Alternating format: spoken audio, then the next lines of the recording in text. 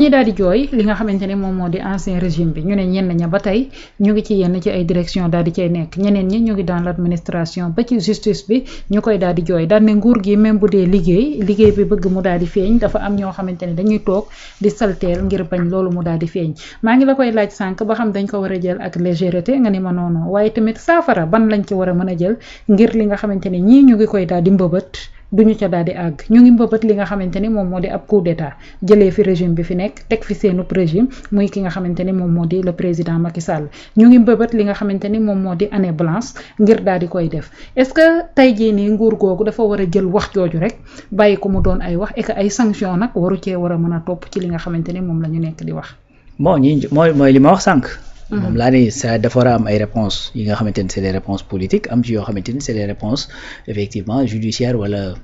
légales n'est-ce pas. Pourquoi ma wax loolu Pape Malick Ndour li mu wax kenn ci ñoom du ci dellu. n'est-ce pas. boo ci demee avec la rigueur qu'il faut et la fermeté qu'il faut dootoo dégg ko wax. déedéet. waxkatu yu ñaaw yi nekkoon ci plateau yi actuellement c'est très rare nga gis kuy nekk ci plateau di wax yenn wax yi c'est rare. mën nga ko gis nag TikTok ku dem TikTok di saaga ay saagam wala di wax ay waxam yu ñaaw mais toog ci plateau wax yu ñaaw man maa toog gis une vidéo boo xamante ni kii di Assane Diouf dafa wax bay waaj saaga daan ne bul ma wax loo waay te ku ne xam na ni wax dëgg fa yàlla waajooju tamit. ku mënoon wax bu kii la. n'est-ce pas mais lan moo tax mu def loolu mu dem ba koy génne ci làmmiñam daal di koy teewaat war naa su ko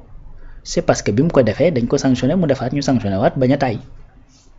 n'est-ce pas. donc tey y a de ces déclarations yoo xam ni c'est-à-dire il faut pas badiner avec. il faut pas badiner avec parce que dès l'instant que nit wax ko yaa ngi dégg encore une fois en communication dafa am lu ñuy tuddee la fenêtre d'Overton. la fenêtre d'Overton xam nga lan la lay jàngal. une idée naka lay évoluer dans le temps loolu la fenêtre d'Overton di jàngale di wane. da lay wax ne idée maanaam ni muy évoluer dans le temps mën na nekk loo xamante ne tabu la kenn du ko ñemee wax jusqu'à ce que kenn teg ko ci penc bi boo ko tegee ci penc bi yow mi ko njëkk a teg ci penc bi boo defu ndànk sax mën nañ la cee faagaagal. gis nga kii di Galilée. c'était un physicien un astrophysicien bi mu njëkkee wax la terre est ronde da nga wax bi. la terre est ronde dañ koo condamné rey ko. juste parce que dafa wax la terre est ronde. parce que ñam ko doon waxal dañoo jàpp ne la terre était plate n'est-ce pas. pourtant dañoo dox ba Nicolas Copernic gis ne effectivement la terre est ronde mais parce que wax na ko moo indi gars yi muy évoluer nit ñi di naan di ko waxoon lii moo ko ci fekkoon nangam ba ñu dem ba banaliser ko ba nit mën a jël ay temps di ci def ay recherche ba mën koo génne si fenêtre d'Overton boobu encore une fois da lay wax ni. idée des fois day nekk tabou bu nekkee tabou kenn teg ko ci penc bi des fois ñu koy waxtaane di ko waxtaane ba mu nekk effectivement sujet de discussion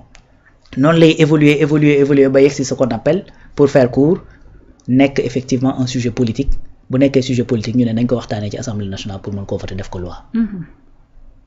du dëgg loolu tax tey ñuy wax naan ngay gis réew yoo xamante ni maanaam dañ faa tere woon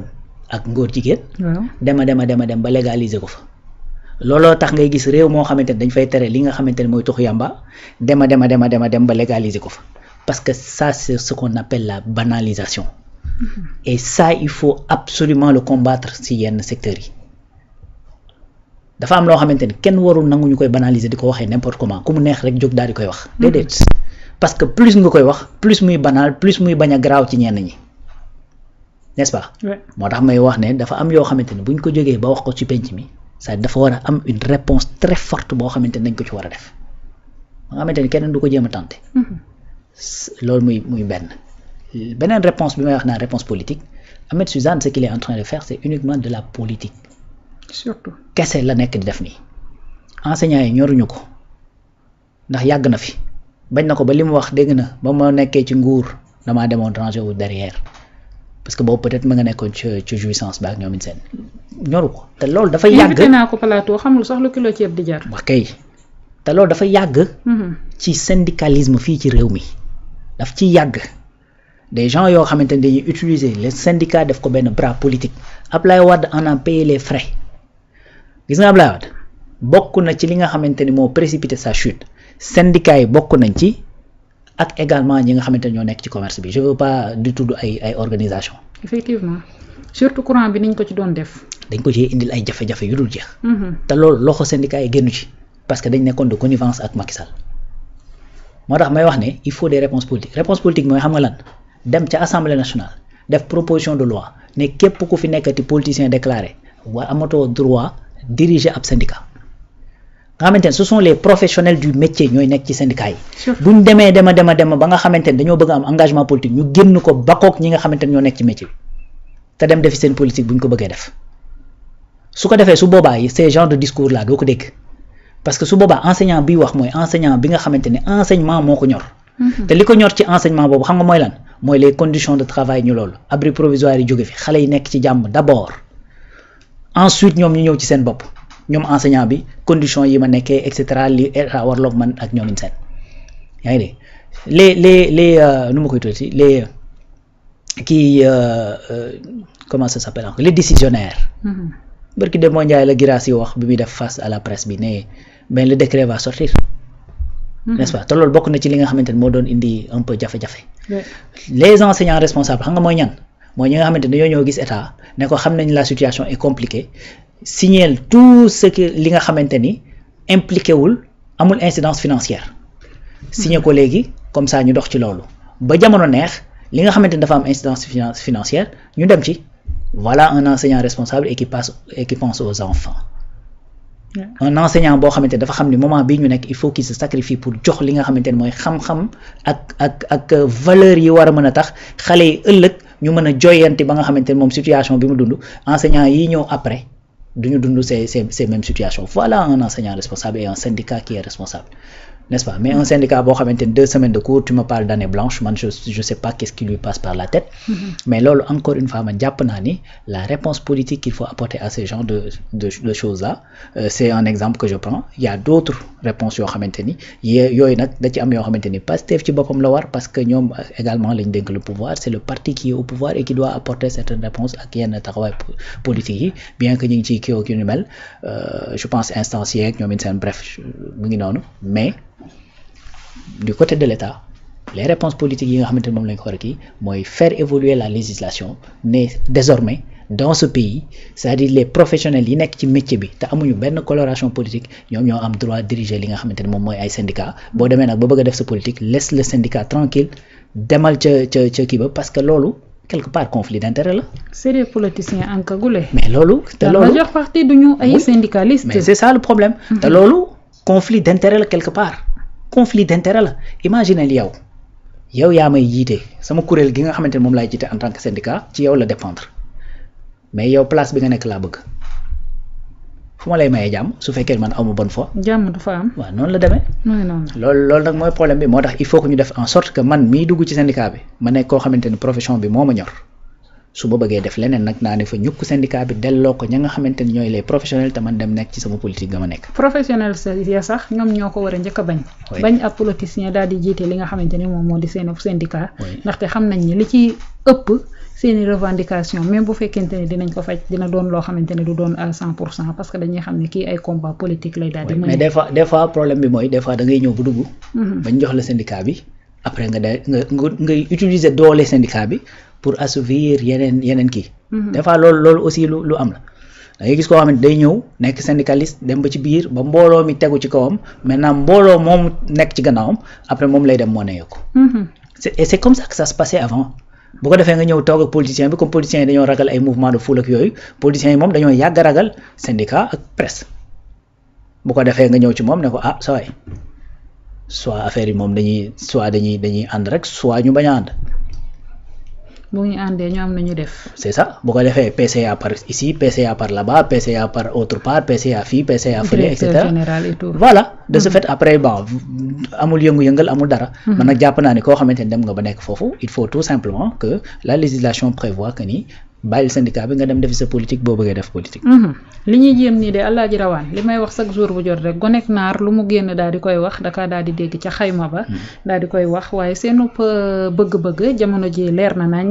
mooy daal di déstabiliser le régime en place jéem a xool ñii ci jàng mi ñii ci li nga xamante ni li ñu bëgg moom saay du yomb ndax noppi ci chiffres yi yeeg li nga xamante ni moo fi am de 2021 à 2024 loolu du fi am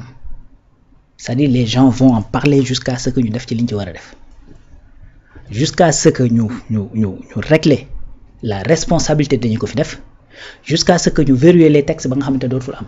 parce que man y a pas que la responsabilité yi ñuy def c'est ce que je dis tous les jours et c'est ce que je vais répéter jusqu'à ce que effectivement j'ai plus de voix te bu ma amatul voix danaa bind waaw c'est-à-dire il faut qu'on règle la responsabilité de ñi nga xamante ñoo fi nekkoon te créer ces situations situer seeni responsabilités teg leen li ñu leen war a teg mais également verrouiller avec des nouveaux textes yoo xamante ne dana mën a permettre que ëllëg ñii fi ne ça va plus être ay débats yoo xamante ne dañ ko fi nekk di teg la question par exemple de la responsabilité du président de la République loolu duñ ko régler une bonne fois pour toutes buñ ko doon régler Macky taxul affaire haute trahison il faut ñu définir ko il faut ñu prévoir ay peines il faut ñu def ci contenu et cetera mais loolu bu ñu koy def Macky taxul parce que boo ko defee du tegu ci moom ndax une loi du rétroactive effectivement mais bu ñu koy wax c'est pour que ça dispose ci ngir ëllëg a tax parce que on sait jamais mën nañ fi dox fii ak 10 ans 15 ans 20 ans kenn ñëw fi koo xamante ne da lay wan kanamu bëy nakate ab bukki la donc loolu également il faudrait qu'on prévoit effectivement donc nga xamante ni dafa am ñaari pàcc ñoom ñi fi nekkoon il faut qu'ils rendent des comptes aussi bien si li nga xamante ni mooy les finances publiques jëm ci wàllu dette ak ay détournement ak ñoom seen que li nga xamante ni mooy violence yi fi arrivé de 2021 à 2024 beneen pàcc bi mooy verrouiller def ay textes de loi yoo xamante ni dana mën a permettre loolu dootul arrivé ti wala boog buy arrivé ci beneen fànn lay doon mais liñ ci jot a xam te jot koo gis ñu verrouiller ko de telle sorte que loolu dootul mën a nekk n'est-ce pas loolu nag la gars yi bëgg ñu teg ko ci suuf bañ cee wax mais loolu on continuera à en parler tant que la solution teguñu ko sur la table n'est-ce pas et puis tant que les responsabilités ne sont pas situées génn na wax naan ay année blanche pour éviter qu'on parle de la dette wala année blanche pour éviter qu'on parle effectivement des martyrs wala année blanche pour éviter qu'on parle de li nga xamante mooy reddition des comptes ak ñoom it majambal yi ñu tudd ci ay dossiers ñoom it seen on va continuer à en parler dinañ la brosser rapidement nag après teg la de côté continuer effectivement di wax ci li nga xamante ne moom mooy l'essentiel et on continuera à côté de ça à parler des choses positives yi nga xamante ne ñoo ngi koy gis tamuy dox da nga xamante ne bu fekkee ni delluwuñ ci gannaaw la ñu bëgg danañ ci yegg fii ak peut-être 20 ans 30 ans et cetera donc loolu moom saway man maa la jox garantie boobu que ni man su ma demee ba amatuma voix danaay bind wax kay su ma mënatul bind danaa woo ko ma bindal maa la ko wax waaw ma ngi noonu tey moom tey dama naan Alaaji Rawaan naanal sa café googu waaw le temps ma daal di ñëw ci li nga xamante ne nii moom moo di communiqué bi ouais c'est énervant mu ngi noonu naanal café gi tey sol nga sama mbubb mi njëkk ñu daal di waxtaanee li nga xamante ni moom moo daal di jëm ci wàllub wér-gi-yaram xam ngeen ko li nga xamante ni nag moom moo di doomu jàngoro gi ñuy woowee vallée du Rif mu ngay daal di wëy di def ay njombe ci diwaanu ko Sénégal Alaaji Rawaan jàppal ni li nga xamante ni moom moo di communiqué de presse bi nga xamante ni génn na 20 fan ci weeru octobre atum 2025 boobee lim bi nga xamante ni ñoom ñoo nekk cas confirmé te amee doomi jàngoro gi toll na ci 241 ci ay doomi aadama yoo xamante ni am nañ ko 21 ci ay doomi aadama ñàkk nañ ci seenuk bakkan li nga